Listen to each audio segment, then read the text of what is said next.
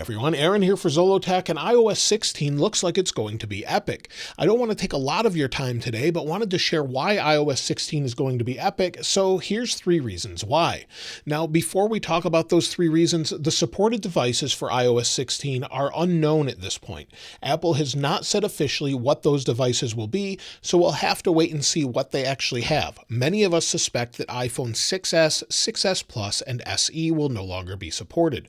That goes along with iPad Air 2 no longer being supported as well, since that's now a vintage device according to Apple. So iPad Air 2 won't be supported. We suspect the other iPhones won't be as well. But we don't know that 100% until Apple shows us iOS 16 and gives us that list on June 6th. Now, the first reason we think that iOS 16 is going to be epic is iOS 15 keeps getting pretty minor updates now other than just core features. So those core features can be carried across to iOS 16, such as Face ID with a mask, and iOS 15.5 and iOS 15.6 seem to be very minor, and many iOS 15 updates have been more to the core features of the OS rather than visual changes to, say, Control Center or something like that. Also, we didn't hear much about iOS 16, which had me thinking Apple really hit it well, and leakers like Mark Gurman could be waiting to roll out major changes, if they already know what they are, as we get closer to WWDC and iOS 16 Beta 1. Mark Gurman has a tendency to do that. As we get closer, he'll roll out what he knows, and he's already said that it's going to be a major update. So recently, Apple also shared upcoming accessibility features that could be in iOS 16, maybe prior versions, but they said they would be coming at a later date. You'll see Apple previews innovative accessibility features combining the power of hardware, software, and machine learning.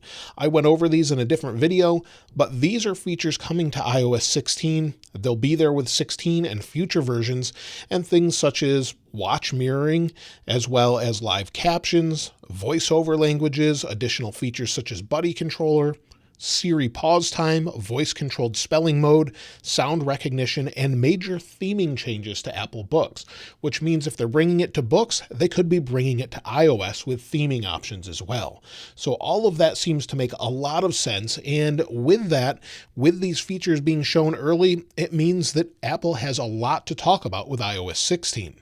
Now, they did show off accessibility features last year around the same time, and iOS 15 was a major update, but not that we could see visually. There were tons of changes. Almost iOS 13 and 14 combined is how many changes we had with iOS 15, but many of them were very small, with the exception of maybe SharePlay and being able to see things like that.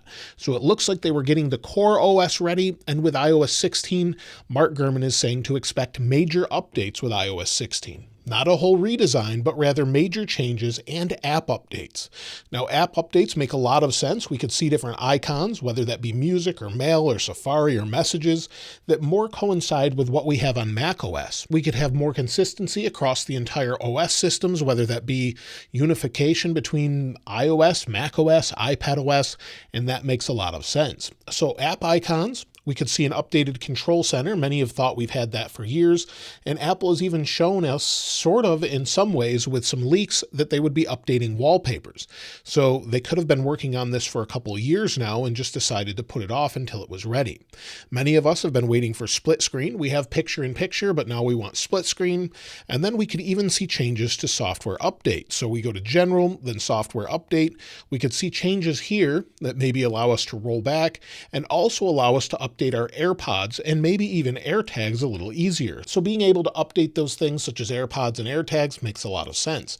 And then maybe we'll even see iPadOS gain Pro apps, as that's been hinted for quite some time, where we could have Final Cut Pro, maybe Logic Pro, finally on iPad, with even a Pro mode I've talked about before, where we could transition, plugging this into a keyboard, maybe a Magic Keyboard, and it turns into a Mac. It has the M1 in the Mac Pro right inside the iPad, and it makes a lot of sense that we could see it have both operating systems.